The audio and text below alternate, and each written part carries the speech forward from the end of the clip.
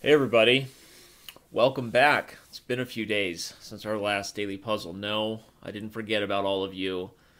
Been very, very busy. Really hardly have the time for this, but it's important. And we're going to continue to do the daily puzzle videos, just under the understanding that we're going to miss some days sometimes when it's not possible. Basically, that's it.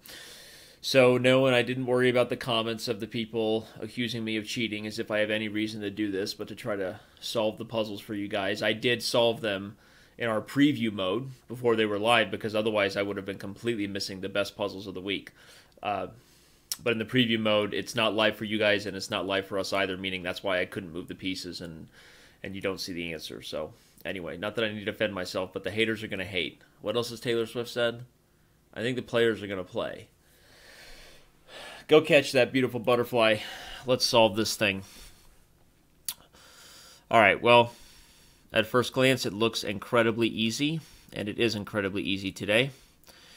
So what you're going to recognize is immediately White's queen is under attack, and because it's a daily puzzle setting, the first thing you're going to think about is let's sack the queen, right? And the first sack you're going to look at is h7 because the bishop is already aligned with h8. So the last thing you look for is, do I have a rook to bring down the sledgehammer, right? And as long as you see that rook on the third rank, it's pretty simple.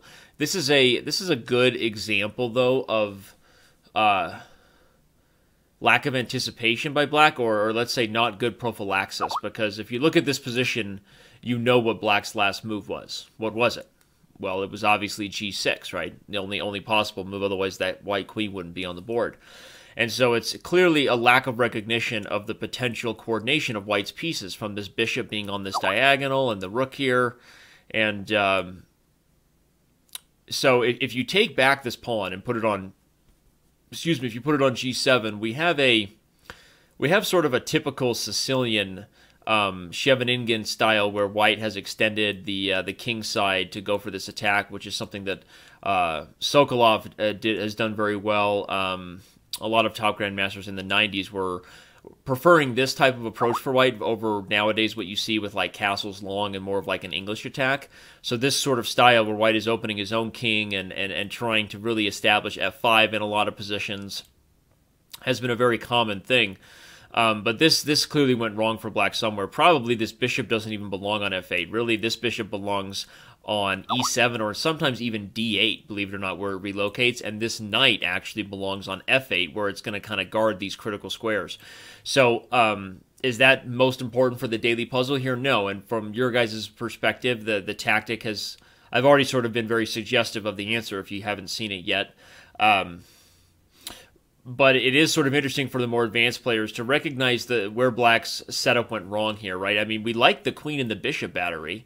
This is sort of ideal for a Sicilian. If you give black 3 moves without this checkmate coming, you might see a5 and b4, which is a very common idea. And if this knight gets dislodged, the pawn on e4 is a target. So this is the kind of way that black wants to approach this stuff. And often with the bishop on d4,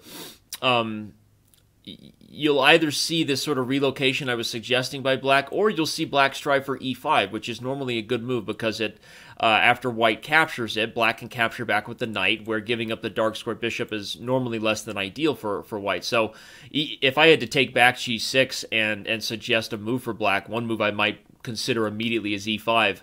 I wouldn't be able to consider a5 because of the threat of rook h3. And on that note, I wonder if I could even consider h5 because the rook's coming to h3.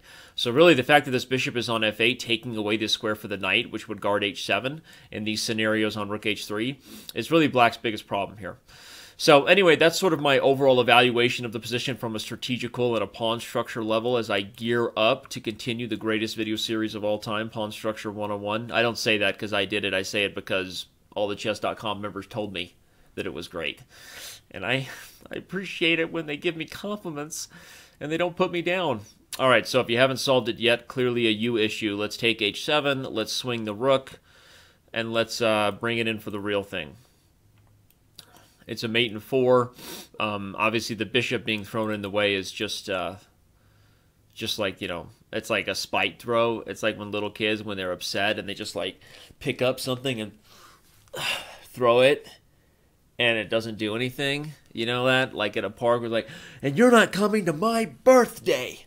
And throws like a little pebble. That's basically what bishop h6 says. It's a little kid throwing, you're not coming to my birthday. So enjoy the SportsCenter instant replay. Hopefully you enjoyed my extra strategical explanations here, making up for a few of the days missed. It's going to happen. Missing some of the beginning days of the week is going to happen, as well as the weekends, because we're working really hard right now on a lot of things, and I love you all, and I know this only takes 5 minutes, but sometimes it's just too much to get to. So peace. Peace, people. Go be somebody.